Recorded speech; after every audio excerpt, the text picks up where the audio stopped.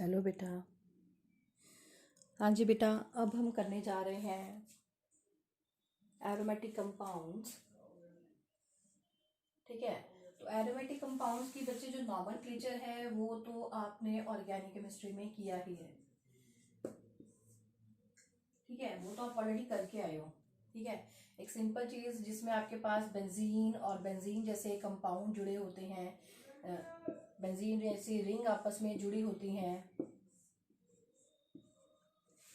These are called aromatic compound. ठीक है बेटा, अब हम नेक्स्ट जो इसके करने जा रहे हैं, इसकी मीनिंग है आपको ऑलरेडी बताया, आपने पहले की हुई है। तो नेक्स्ट हम जो एक रूल करने जा रहे हैं to check the aromaticity of the compound, सबसे पहले वो करने लगे हैं कि एरोमेटिसिटी हम कैसे चेक कर सकते हैं कंपाउंड की। ठीक है, एरोमेटिसिटी हम कैसे कि कंपाउंड एरोमेटिक है हम चेक कर सकते हैं। There is a one rule which is called Huckel's rule. एक रूल है जिससे हम ये चेक कर सकते हैं कि आपके पास जो कंपाउंड है वो एरोमेटिक है कि नहीं है। तो हक्कल्स रूल है आपके पास। ठीक है, वो आपको मैं बताऊंगी। तो है क्या, बेसिकली हक्कल्स रूल्स में फॉलो होता है। तो पहले है criteria for the aromaticity. Criteria कौन कौन सा है एरोमेटिसिटी के लिए? ठीक है, फर्स्ट तो आपके पास ये है कि आपके पास साइक्लिक पाई क्लाउड होना चाहिए। मतलब ये है कि ये ओपन स्ट्रक्चर्स में नहीं है, आपके पास साइक्लिक पाई क्लाउड होना चाहिए।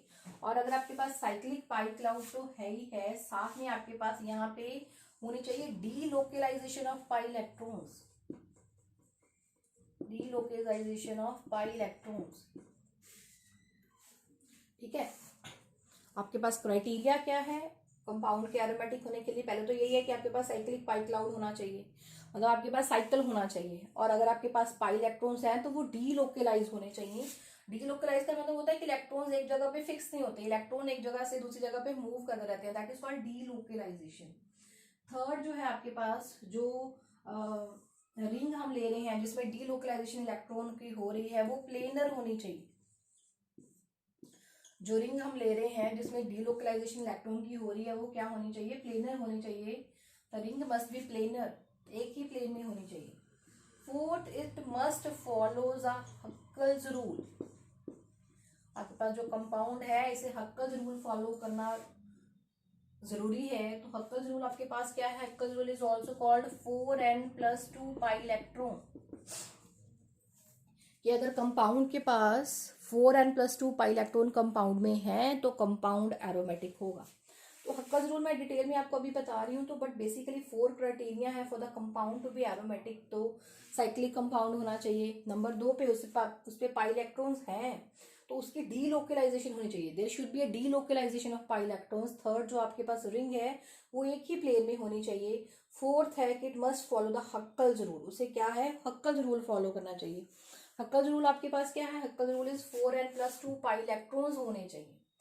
मतलब क्या है कि अगर आप चेक करना चाहते हो कंपाउंड एरोमेटिक है कि नहीं है तो उसके लिए उसके पास इलेक्ट्रॉन्स होने चाहिए, that is 4n+2 pi electrons. ठीक है, 4n+2 पाई इलेक्ट्रॉन्स में आपके पास क्या है? For the this is Huckel's rule for the compound to be aromatic, it must contains 4n+2 pi electrons. ठीक है, अब यानी यहाँ पे क्या है? n में भी 0 1 2 3 एंड सो ऑन। ठीक है, आपके पास यहाँ पे एन जो है दैट इज इंटीजर है आपके पास, तो इसकी वैल्यू आपके पास 0 1 2 3 कुछ भी हो सकती है। तो इफ एन इज 0, एन की वैल्यू 0 है, यहाँ पे पुट करो ना 4 × 0 + 2, तो आपके पास क्या आएगा? 2 पाई इलेक्ट्रॉन। ठीक है, if n is 1, n is 1 यहाँ पे वैल्यू पुट करो 4 × 1 + 2, तो ये आपके पास कितना आ गया? 6 पाई इलेक्ट्रॉन। थर्ड आपके पास है n is equal to 2, put करो 4 × 2 + 2 पाई, तो ये आपके पास कितना है? 10 पाई इलेक्ट्रॉन। ठीक है, ये 10 पाई इलेक्ट्रॉन है आपके पास, 2 पाई इलेक्ट्रॉन है, 6 पाई इलेक्ट्रॉन है। ठीक है, अब जैसे कि आप काउंट कर सकते हो, आपके पास है बेंजीन रिंग।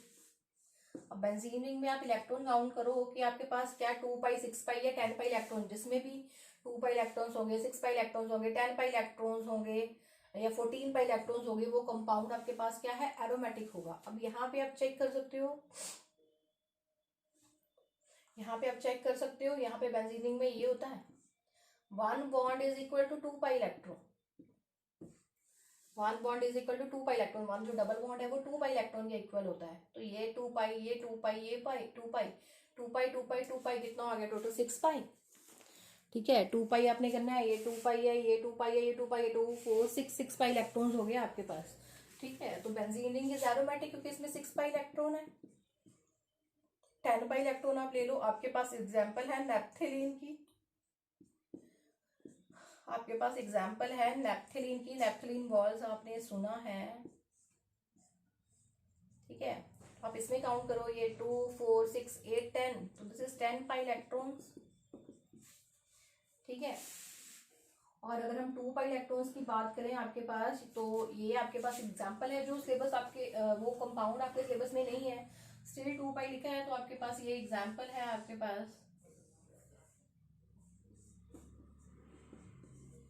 ये आपके पास cyclopropenyl cation, this is cyclopropenyl cation, this is 2 pi electrons. ठीक है, तो 2 पाई इलेक्ट्रॉन्स है तो कंपाउंड एरोमेटिक है। बेटा स्टार्टिंग में बोला जाता था इसमें बेंजीन रिंग होती है ना, वो कंपाउंड एरोमेटिक होता है।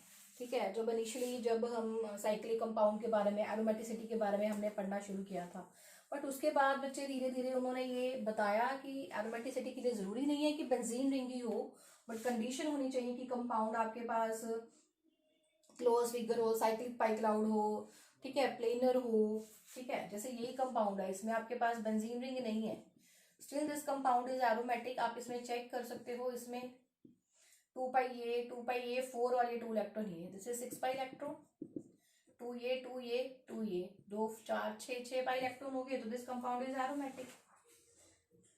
ठीक है बेटा, नेक्स्ट है बच्चे आपके पास,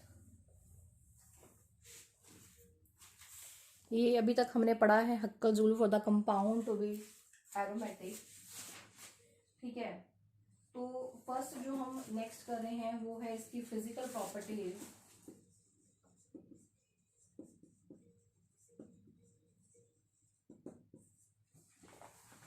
फिजिकल प्रॉपर्टीज हम आपके पास क्या है कि फर्स्ट है आपके पास कि ये जो बेंजीन होते हैं और उसके होमोलोगस हैं, होमोलोगस मतलब उसके और भी कार्बन एटम जो नेक्स्ट हम आ सकते हैं। ठीक है, दे आर कलरलेस लिक्विड्स, पर जो हायर वाले होते हैं वो होते हैं solid with the characteristic smell. Benzene जो है ना आपके पास, दिस इज कलरलेस लिक्विड, और इसके जो हायर वाले मेंबर्स होते हैं 8 से ज़्यादा, तो वो सॉलिड होते हैं और उनमें आपके पास क्या है, करेक्टरिस्टिक स्मेल होती है। ठीक है, नंबर 2 आपके पास ये इनफ्लामेबल होते हैं,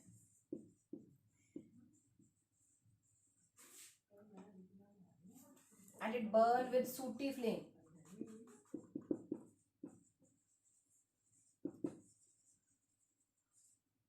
ठीक है, इनफ्लामेबल होता है जिसको आग नहीं लगती है, और इसमें जो आपके पास है ये सूटी फ्लेम के साथ बच्चे बर्न करता है। And third one is they are toxic and carcinogenic in nature. Carcinogenic in nature का मतलब है जो कैंसर कॉज करते हैं। ठीक है, आपके पास बेंजीन जो है आपके पास वो कलरलेस लिक्विड है। ठीक है, उससे ज़्यादा वाले जो मेंबर होते हैं, हायर मेंबर्स वाले होते हैं, वो सॉलिड है आपके पास। नंबर तो 2 पे है कि ये इन्फ्लामेबल है और ये सूटी फ्लेम के साथ बर्न करते हैं। नंबर 3 ये टॉक्सिक है एंड कार्सिनोजेनिक है। कार्सिनोजेनिक होता है जो कैंसर कॉज करते हैं। कार्सिनोजेनिक का मतलब क्या है कि विच कॉज कैंसर, जो कैंसर कॉज करते हैं उसे हम कार्सिनोजेनिक कहते हैं। ठीक है, and the next one is कि they are immiscible with water. ये जो है ना ये इमिसिबल होते हैं वाटर में, but they are soluble in organic solvent. Water में सॉल्युबल नहीं है बट ऑर्गेनिक सॉल्वेंट में ये क्या है, ये सॉल्युबल होते हैं। ठीक है, और इनका जो मेल्टिंग पॉइंट है और बॉइलिंग पॉइंट है, इनका जो मेल्टिंग पॉइंट है और बॉइलिंग पॉइंट है वो हाई होता है। मेल्टिंग पॉइंट और जो इनका बॉइलिंग पॉइंट है वो हाई होता है क्योंकि इनका मास ज़्यादा है, बट जैसे जैसे मास बढ़ता है तो आपके पास मेल्टिंग पॉइंट और बॉइलिंग पॉइंट जो है वो इंक्रीज करता है। Melting and boiling point increases with increase in molecular mass. जैसे जैसे मॉलिक्यूलर मास बढ़ता है तो आपके पास मेल्टिंग पॉइंट और जो बॉइलिंग पॉइंट है वो क्या करेगा, इंक्रीज करेगा। ठीक है। और अगर आपके पास ऑर्थो मेटा पैरा कंपाउंड्स होते हैं तो जो पैरा कंपाउंड होते हैं उसका सबसे ज़्यादा मेल्टिंग पॉइंट होता है, क्योंकि उसके अगर हम पैरा कोई भी कंपाउंड ले रहे हैं, जैसे ये आपके पास है, ये पैरा होता है ऑपोजिट साइड पे, तो इसका सबसे ज़्यादा मेल्टिंग पॉइंट होता है, क्योंकि ये क्या होता है, ये सिमेट्रिकल फिगर होती है, ये सिमेट्रिकल स्ट्रक्चर होती है आपके पास, ठीक है। So they are colorless liquid, they are inflammable, they burn with a sooty flame, they cause cancer, they are toxic, ठीक है। इसके अलावा ये पानी में सॉल्युबल नहीं होते हैं, ये ऑर्गेनिक सॉल्वेंट में सॉल्युबल होते हैं, और इनका मेल्टिंग और बॉइलिंग पॉइंट जो होता है वो हाई होता है, और जैसे जैसे आपके पास मॉलिक्यूलर मास बढ़ता है इनका मेल्टिंग और बॉइलिंग पॉइंट भी इंक्रीज करता है। और जो आपके पास पैरा आइसोमर होता है उसका मेल्टिंग और बॉइलिंग पॉइंट ज़्यादा है, मेल्टिंग पॉइंट ज़्यादा है, क्योंकि उनकी जो है वो सिमेट्रिकल स्ट्रक्चर होती है, ठीक है। सिमेट्रिकल स्ट्रक्चर मतलब आप one half molecule is equal to other half, जो ऊपर वाला है वो स्ट्रक्चर बिल्कुल नीचे वाले के साथ क्या करती है, रिजेंबल करती है।